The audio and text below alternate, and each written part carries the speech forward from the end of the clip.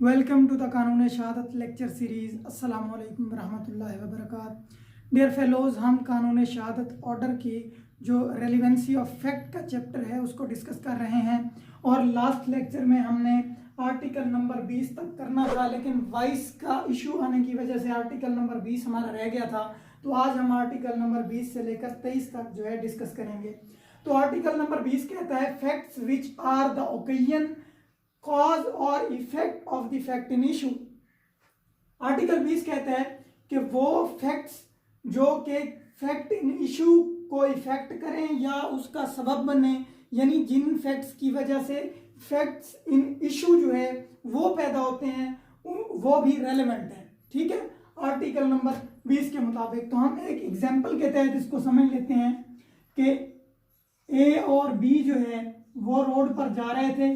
ठीक है जी, रोड पर जा रहे थे, इनका एक्सीडेंट हो गया। ठीक है, इनका आपस में जो है वो एक्सीडेंट हो गया। एक्सीडेंट होने की वजह से जो है छोटी मोटी ज़रबात आई, लेकिन बी को ए के ऊपर गुस्सा आ गया और बी ने अपनी गाड़ी से उतरकर ए को मारना पीटना शुरू कर दिया, जिसकी वजह से ए का जो है सर फट गया। यानी पहले इनका एक्सीडेंट नॉर्मल हुआ था, लेकिन बी का गुस्से की वजह से ए को जो है ज़्यादा ज़रबात आ गई। यानी फैक्ट इन इशू जो है इसमें वो ये है कि बी ने ए को मारा, जिसकी वजह से उसको ज़्यादा ज़रबात आई। लेकिन वो ज़रबात किस वजह से आई? वो उनके एक्सीडेंट की वजह से आई, जो उनके दरमियान जो है वो रोनुमा हुआ था। अब फैक्ट इन इशू की वजह बना वो एक्सीडेंट, वो गुस्सा, जो मामलात बुनियादी तौर पर थे वो फैक्ट इन इशू की वजह बने। तो जब केस का ट्रायल चलेगा तो इन फैक्ट्स के बारे में भी शहादत दी जाएगी कि बेसिकली इनके दरमियान एक छोटा सा माइनर एक्सीडेंट हुआ था, जिसकी वजह से बी को गुस्सा आया और उसने ए को मारा। ठीक है, जिसकी वजह से ए को ज़्यादा ज़रबात आई। तो बेसिकली ये जो छोटा माइनर एक्सीडेंट था वो फैक्ट इन इशू की वजह बना, तो उसके बारे में भी शहादत दी जा सकती है, उसके बारे में भी एविडेंस दिया जा सकता है, वो भी रेलिवेंट फैक्ट है। तो ये कहता है जी हमारा आर्टिकल नंबर 20। आर्टिकल नंबर 21 कहता है मोटिव, प्रिपरेशन एंड प्रीवियस और सब्सिक्वेंट कंडक्ट, के किसी भी मतलब है फैक्ट के रिलेटेड कोई भी ऐसा फैक्ट जो कि फैक्ट इन इशू के मोटिव, प्रिपरेशन और सब्सिक्वेंट कंडक्ट को शो कर रहा हो, वो भी रेलेवेंट है। ठीक है जी, इसको हम एक एग्जांपल के साथ समझते हैं कि ए के ऊपर इल्ज़ाम है कि उसने बी को जहर देकर कत्ल किया है। ठीक है जी, सी कहता है कि मैंने अपनी आंखों से ए को वो जहर ले जाते हुए देखा था, जिससे बी का कत्ल हुआ। ठीक है, अब फैक्ट इन इशू तो ये है कि ए ने बी का कत्ल किया है, लेकिन सी कहता है कि वो जहर जिससे बी का कत्ल हुआ है मैंने खुद देखा था कि ए लेके जा रहा था।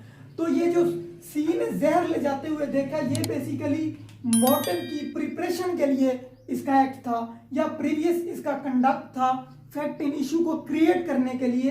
तो इसके बारे में भी शहादत दी जा सकती है, ये भी रेलिवेंट फैक्ट है। आर्टिकल नंबर 20 और 21 जो है वो मिलते जुलते हैं। उसके बाद है जी आर्टिकल नंबर 22। ये कहता है फैक्ट्स नेसेसरी टू एक्सप्लेन और इंट्रोड्यूस रेलिवेंट फैक्ट्स। जब भी कोई एक काम हो रहा हो या कोई बात की जा रही हो, तो बाज़ दफ़ा एक बात को समझाने के लिए और ज़्यादा बातें की जाती हैं। जैसे अब मैं आपको आर्टिकल नंबर 22 समझाने के लिए कुछ एग्जाम्पल्स दूंगा। ठीक है जी, एक बात को एक्सप्लेन करने के लिए जो ज़्यादा बातें की जाती हैं, तो कानून शहादत की ज़ुबान में वो भी रेलेवेंट है। मैं आपको समझाता हूँ कि आपने शनाख्त परेड का नाम सुना होगा, कि जब भी कोई FIR होती है नामालूम अफराद के खिलाफ। ठीक है जी, एक FIR हुई नामालूम अफराद के खिलाफ, तो पुलिस उन लोगों को ढूंढना शुरू कर देती है जिन्होंने वो एक्ट किया हो। यानी अगर किसी को रास्ते पे किसी बंदे ने लूट लिया, तो वो जाकर किसी नामालूम फ़र्द के खिलाफ FIR कटवा देगा कि भाई मैं उसको जानता तो नहीं हूँ, लेकिन अगर वो मेरे सामने आ जाए तो मैं उसको पहचान लूँगा। ठीक है, तो पुलिस फिर जो है उस बंदे को लेकर जाती है कुछ जो है लोगों के पास कि भाई पहचानो, इनमें से तो कोई नहीं है। ठीक है, तो वो अगर पहचान लेता है तो उस बंदे को नामजद कर दिया जाता है। तो ये जो प्रोसेस है इसको शनाख्त परेड कहते हैं, और ये बेसिकली आर्टिकल नंबर 22 की ही इंटरप्रिटेशन है कि जब एक फैक्ट को एक्सप्लेन करने के लिए जो है कोई काम किया जाए तो वो भी रेलिवेंट है। तो आर्टिकल नंबर 22 कहता है कि जब किसी फैक्ट को एक्सप्लेन करने के लिए या किसी बंदे की शनाख्त जो है वो करने के लिए, या फिर किसी मतलब है कि वकुआ का टाइम और प्लेस जानने के लिए जो है मतलब जो फैक्ट होंगे जो उसको एक्सप्लेन करने के लिए वो भी रेलिवेंट होंगे, उनके बारे में भी शहादत दी जा सकती है। तो ये है हमारा आर्टिकल नंबर 22। उसके बाद है जी article number 23। Article number 23 basically कहता है कि थिंग्स सेड और डन, कुछ भी बोला गया है या कुछ किया गया है बाय कॉन्स्पायरेटर, जो कि मतलब है कि साजिश का शरीक है, उसकी जानिब से in reference to common design, मुश्तरका एक्ट करने के हवाले से, तो वो भी रेलिवेंट फैक्ट है। ठीक है जी।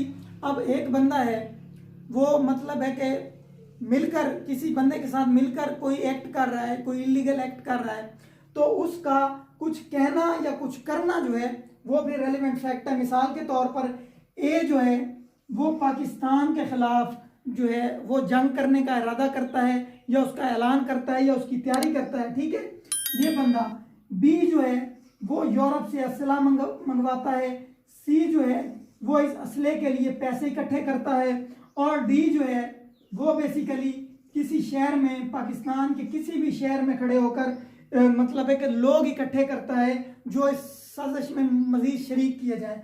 अब ये जो डी है इसको ये नहीं पता कि ए जो है वो मतलब है कि पाकिस्तान के खिलाफ जो है वो साजिश कर रहा है, जंग का इरादा कर रहा है। उसको ये पता है कि जंग होनी है, उसको ये नहीं पता कि ए कर रहा है या बी कर रहा है या सी कर रहा है, कौन कर रहा है। और डी को ये भी नहीं पता कि मतलब है कि सी जो है वो पैसे इकट्ठे कर रहा है, और ए को भी इस बात का इल्म नहीं है कि सी पैसे इकट्ठे कर, यानी इनको आपस में पता नहीं है। यानी ए को बी का पता है, सी का पता नहीं है, बी को सी का पता है और डी का पता नहीं है, सी को डी का पता है लेकिन ए का पता नहीं है। यानी काम एक ही और है, ठीक है, लेकिन डिफरेंट लोग हैं, साजिश हो रही है लेकिन उनको आपस में नॉलेज नहीं है, मिलकर नहीं कर रहे, लेकिन फिर भी साजिश में शरीक हैं। तो जब भी केस दायर होगा इनके खिलाफ कि भाई पाकिस्तान के खिलाफ साजिश हुई है, पाकिस्तान के खिलाफ जंग का इरादा किया गया है, तो इन चारों के जो एक्ट्स हैं उनको मिलाकर जो है इनके खिलाफ केस किया जाएगा, और इन चारों के एक्ट्स के खिलाफ जो भी शहादत दी जाएगी वो रेलिवेंट होगी। यानी